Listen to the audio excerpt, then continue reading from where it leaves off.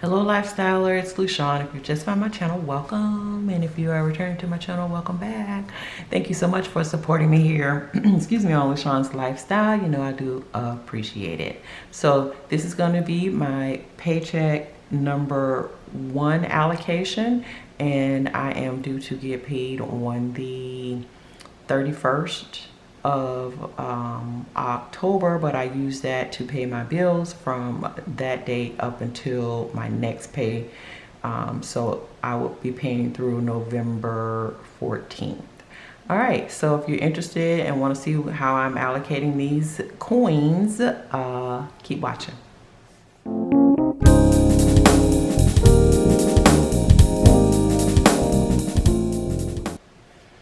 All right, so let me get this situation situated, and I might need my calculator, you never know, but I do need my notes. So let's go ahead and get those, and let me pull you guys in so you can see. All right, let me bring my little plant over, my little flower, my little greenery. And my candle, set the mood, the ambiance. All right, so paycheck number 1 is looking like this. For my main job, of course, it will be due on 10/31, and I'm expecting $2,980.85. And then I always leave miscellaneous open because I want to be receptive to any funds that are out there looking for me and they need a home. Come on, come on. So that's what I'll be budgeting off for now, is the $2,980.85. If something should change, then I'll put it here as to what I actually received and the variance. So first is my bills and expenses, and I came up with this layout because I had did a series as to which layout kind of works for me, and I did a hybrid kind of layout to make it work. I really like the separation. I don't need it too separated. I think this is enough for me. So first, for my fixed bills and expenses, I do a portion of my mortgage. So that is, let's see, mortgage. And I do a transfer into a Capital One account where it sits until it's time to pay the bill. And I call that riding the pine because I'm just letting it sit until I need it to get in the game. So I'm gonna take out that on the 1st and move it, and I take out $1,674. Next is the gym, and that is due on the 1st, and that amount is $23.42. Then I have life insurance, or insurance number 1, and that is my mom's life insurance premium that I pay, and that's due on the 2nd for $51. Life insurance 2, some multiple amount of different premiums for me and a couple of family members. And that is due on the 2nd as well, but it's a different company, so that's why it's not all under one. That is $103.89. And then I have tolls, and the tolls I pay on the 3rd, and that is $70. So my fixed bills and expenses equal $1,922.31. And I had some subscribe, or I don't know if she was a subscriber, but there was someone who commented and wanted to know about grocery and utilities. My paycheck, my budget is off my paycheck, my income, and my husband off of his paycheck and income. He pays for groceries, utilities, like lawn maintenance, house maintenance, HOA fees.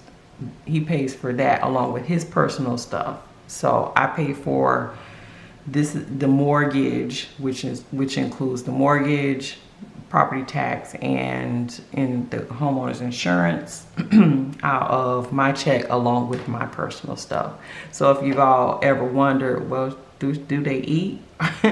We do eat, and we do pay utilities. It's done off of his budget, and he has his own budget method, and I have my budget method, which his is pretty much, he just likes the calendar dashboard method, and that's pretty much it. He just writes everything down when he gets paid, and he's easy peasy, you know, guy stuff. He's not with all of this, so. But that's how it's done. So if ever I used to say that in the beginning when I first started the channel, but I figured, okay, I think people will kind of get it, but I did have a question. So that's how it's done. Next is my debt minimums. And my first one is Amex. That is due on the 4th. And I am paying a minimum of $155. Then I have Capital One. Capital One is my current debt snowball item. That is due on the 4th. And I'm paying $104, although the minimum is like $78, I want to say. But I've always paid $104, but since the balance has been coming down, they've been dropping the minimum payment down because of course they want to stretch out so they can get more finance charge. But I've decided that I'm going to keep this at the 104 along with the snowball amount that I'm paying on it to get rid of it that much sooner. So I'm paying $104 along with whatever the debt snowball amount I'm going to put towards that. Next is Mahila. Mahila is my son's student loan that I said I would pay. So that is due on the 4th, and that's $130. And next is Synchrony. And I'm sure you've heard me say this countless times if you're 8-1 since day one, but to my newbies, Synchrony is my rooms to go card. And it was my debt snowball item because it's the lowest balance. If you check out my debt snowball, you'll be like, wait a minute. The balance on Synchrony is less than the balance on Capital One. But Synchrony is a 0 APR card, so I have until the 2023, I think, to pay it off before finance charges kick in. So I decided to switch because Capital One was up there, my balance, and the finance charges were like kicking me hard and heavy. So I decided to flip those. So you can tweak the Dave Ramsey method. I mean, you don't have to like just be lock and step. You know, make it work for you. You know what works in your household, in your pocket, in your bank account. So you utilize the method, but tweak it. You know what your coins will allow. So tweak the method if you need to. You know, don't get stuck on you gotta follow it, you know, lock and step, and then it's, you know, causing you stress and angst and anxiety. It's not worth it. Getting out of debt should be a commitment, and you need to be disciplined, but you shouldn't be losing hair and sleep over it. You know, you should make it so that it's a process for you that, you know, that you can handle. So, you know, make it work for you. Tweak things. You know, everything doesn't have to be to the letter of the rule, you know, when you're doing things like this. You know, certain things, yeah, you know, you don't want to go breaking the law or anything, but certain things, yeah, in this case, tweak it to make it work for you. So anyway, rambling, sorry. So anyway, the 10th is when that is due. And again, this is another card that, balance that has been coming down consistently, and they actually dropped the minimum payment on it. But I'm going to continue to pay the $56 that I've been paying all along. But I think the last time I looked, they were like, you can pay $47, which I don't know why they would drop it, because they're not gaining anything by it. I don't know, unless they're thinking if they drop it, I pay less, and then I won't make the promotion time period. I'll still like owe, and they can kick in finance charges. That's the only thing I can think of that why they would drop it, because right now it's a 0 APR, but maybe that's what they're doing, you know, I don't know. But I'm gonna keep it at what I've been paying. And that is $445 total on my debt minimums for paycheck number 1. All right, so next is my variables, and variables of course are cash, anything I do with cash or that are not a part of my fixed or my debt minimums. So the first one is cash envelopes, and I get into detailed categories and amounts in my cash envelope stuffing, so be on the lookout for that. For this paycheck, I am putting $260 towards my cash envelopes. Then I have my sinking funds, and again, I definitely will be doing some changing to the categories and whatnot. I have some things that fully funded. I have some things I had to really use. So check out I'll be coming with my October closeout, because I really had to do some stuff with my car as far as maintenance. So yeah. So for this check, I'm putting $140 towards my sinking funds. And then I have my debt snowball amount that I'm paying, and I do half and half. So debt snowball 1/2, and that's going to be $100, which will go towards my Capital One. So I like to just mark what I'm paying on, or which one is my current snowball item. So that totals $500 for this paycheck. So remaining is, and I'm down to the bitter end, so I'm gonna write that here. Remaining is $113.54. And this is when I allocate my total. I don't allocate in my monthly, because the amounts can change. It's not an even Steven kind of deal.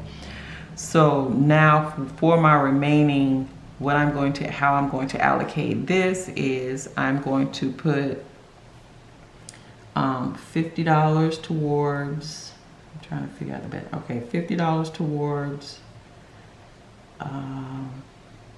my regular savings account, and let's see, 113.54 minus 50, and then I put $20 towards my business account.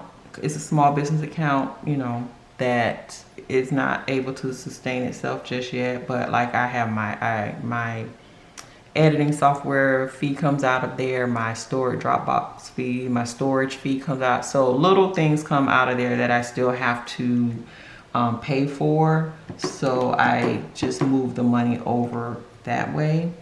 So that will come off of there, and that leaves me with $43.54. So I'm going to put, let's see, I'm gonna put, let's see what did I do? Yeah, I'm gonna put that towards my savings challenge. I'm gonna put, I'm gonna put $40 $40 towards my savings challenge.